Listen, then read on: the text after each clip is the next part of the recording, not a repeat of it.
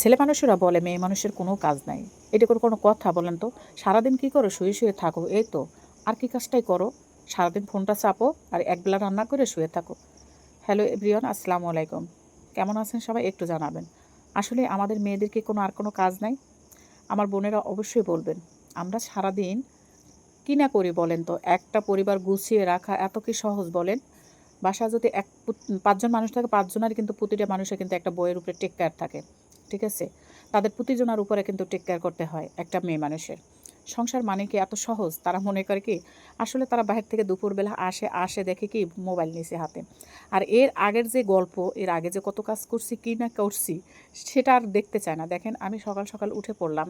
কারণ আমার খুব প্রচুর পরিমাণে ঘুম আসছিল। আর আমার সকাল, সকাল যেহেতু উঠতে হবে, কারণ যেহেতু সাদমান স্কুলে যাবে আর ৯ টার ভিতরে সবকিছু রান্নাবান্না বাসার পুরো কাজ কিন্তু কমপ্লিট করতে হয়। ঠিক আছে? তো ৯ টার ভিতরে যদি কাজকাম কমপ্লিট করতে হয় তাইলে মনে করেন এখন ভাবে নেন তার কত আগে উঠতে হয় আর উঠে সব কাজ কমপ্লিট করতে হয়। তো চিন্তা ভাবনা করলাম আজকে আমার প্রচুর লেভেলে কেন যেন ঘুম আসতেছিল। আর ওইদিকে কিন্তু আমি হচ্ছে রান্না বসাইয়ে তারপরে কিন্তু আমি এখানে ক্লিন করতে আসছি মুখ। আবার বললেন না যে সকালবেলা উঠে গিয়ে আগে ক্লিন করতেছেন? না, আসলেই না। আগে ওইদিকে রান্না চাপায় আসে, তারপরে এদিকে একটুখানি মুখটা একটু ফ্রেশ করলাম, কারণ অনেক দিন থেকে মুখটা ফ্রেশ হয় না আর কেমন জানি লাগতেছে। আর সকালবেলা যতই যা বলেন না কেন, সকালবেলা মুখটা ফ্রেশ না করলে আসলে আমি কাজে মন বসাতে পারি না। তো সেই জন্য কী করলাম যে আগে হচ্ছে আমি একটু মুখটা ফ্রেশ করে নিলাম। আর দেখেন আমার ছেলেটার কাণ্ড দেখেন, সেটা আপনাদের সাথে বলতেছি। দেখেন আমি কিন্তু গুতাগুতিতে ছাড়তেছি না। তো এখানে পেস্টের মুখখানা যদি খুলে রাখে তাইলে পেস্টটা শক্ত হয়ে থাকবে না, আর সামনে ওখানে হয়ে আছে। তো বের করতেছি, দেখেন গুতে গুতে সে বের করার স্টাইলটা দেখেন, টেস্টটা দিয়ে বের করতেছি। তো যাই হোক, ব্রাশ করতে যাই এমনটা কাহিনী হবে আসলে আমি ভাবতেও পারি না যে এমনটা কাহিনী হবে। তো লাস্টে আপনাদের সাথে তো ওইগুলো সব কিছু শেয়ার করি। আপনারা যেহেতু আমার একটা পরিবার, তো পরিবারদের সাথে আমি কী কী করি না করি সব কিছু শেয়ার করতে হয়। এদিকে ব্রাশটা আমি তাড়াতাড়ি করে হুড়া করে একটু করে নিলাম, কারণ হচ্ছে সকালবেলা আমি মনে করি যে একদম ফ্রেশ না হলে আমাকে একদমই ভালো লাগে না। কার কেমন লাগে সেটা আমি জানি না আসলে, কিন্তু আমার ফ্রেশ হতে হবে সকালবেলা। ফ্রেশ ওই জন্য আমি আগেভাগে একটু উঠি, এদিকে ভাত চাপাই দিই, নাইলে হচ্ছে অন্য কোনো কাজ যাই থাকে না কেন সেগুলো সারে শুরু, তারপরে হচ্ছে আমি আসতেছি। আমি আবার দেখতেছি এদিকে উঁকি মারে যে আমি পান খাইছি সেটা জিহ্বার দেখা যায় কিনা। ঠিক আছে? এই হচ্ছে মেইন ব্যাপারটা। তো যাই হোক, এদিকে হচ্ছে আমি ক্লিন করতেছিলাম মুখটা। দেখেন কত সুন্দর একদম ক্লিন হয়ে গেছে সকাল সকাল। মানুষ খালি ফিল্টার দিই ফিল্টার দিই, কিসের ফিল্টার দিই বলেন তো? একদম দেখেন মুখ ধুয়ে আপনাদের ক্লিন করে দেখালাম যে আমি কোথায় ফিল্টার মারি আর কোথায় কি। অনেকেই বলে ফিল্টার দিই, আসলে হয় কি দেখেন, একটা ক্যামেরা শোনেন মানুষের বাস্তব জীবনে এক মতন দেখায়। দেখেন মুখটা আমার কত সুন্দর ক্লিন আসছে। খালি সবাই কয় আমি ফিল্টার দিই ফিল্টার দিই, আসলে একদম ভুয়া কথা। আমার কোনো ফিল্টার টিল্টার না, এটা একদম মোবাইলের স্ক্রিনে যেটা ওইটাই।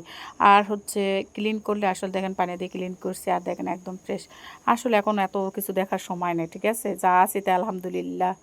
তো এইদিকে আমি টিস্যু দিয়ে একদম সুন্দর করে মুখটা ক্লিন করে নিয়েছি। দেখেন কত সুন্দর হয়েছে, একদম সফট, একদম সকাল সকাল এদিকে রেডি হয়ে নিলাম। কারণ আমি রান্না করতে করতে আসলে আমি রান্না বসায় দিয়ে কিন্তু আমি বসে থাকি না। এটা আমার একটা ছোটোবেলার থেকে, আমি যখন থেকেই আমার এটা স্বভাব কিন্তু। কারণ ওটা বসায় দিয়ে অন্য কাজ করব, নিজের যত্ন নিব বা অন্য কোনো কাজ করে নিব। কারণ এটাই আমি, কারণ আমি মনে করি এক্সট্রাভাবে এটাকে সময় দিতে ইচ্ছা করে না কেন জানি। রান্না বসাইছে এই ফাঁকে ওখানে দাঁড়ায় না থাকে চুলার পরে, এদিকে আমি বললাম না যে দেখেন আমি রান্না বসায় দিয়ে আসছি। এদিকে আমি রান্না বসায় দিই কিন্তু আমি ওই দিকে চলে গেছি, কারণ সকাল সকাল বুঝেনি তার এইদিকে এত রোদের তাপমাত্রা উঠছে। দেখেন সকাল সকাল জানালা দিয়ে দেখেন কি পরিস্থিতি, আমার মুখ ফেস টেস কিচ্ছু দেখা যায় না। আর এদিকে পাতিল হাঁড়ি রয়েছে, সেগুলো হচ্ছে ক্লিন করতে হবে, অনেক কাজ। মানুষের ছেলে মানুষেরা বুঝতেও চায় না, আবার বুঝলেও তাও আবার বলে কী কাজ করো তুমি সারাদিন। এই যাই হোক, কী আর বলবো। তবে বুঝবেন এমনও কোনো কথা না, অনেকেই বুঝে আবার বুঝে না।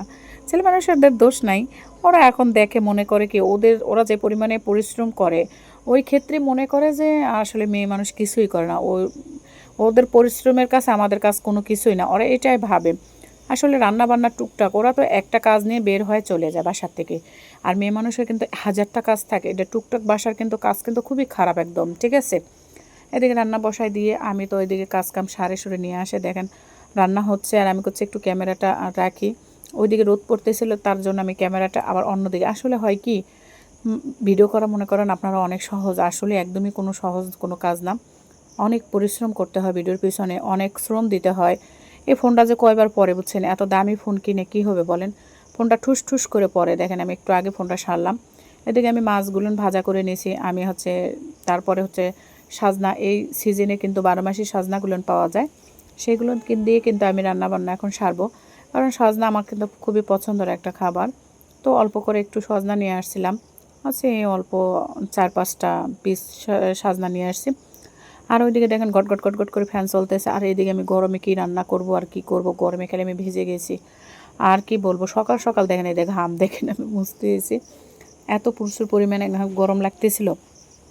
কারণ হয় কি, আমরা তো বাসার ভিতরে জানলা কপাট খুলে দিয়ে রাখি।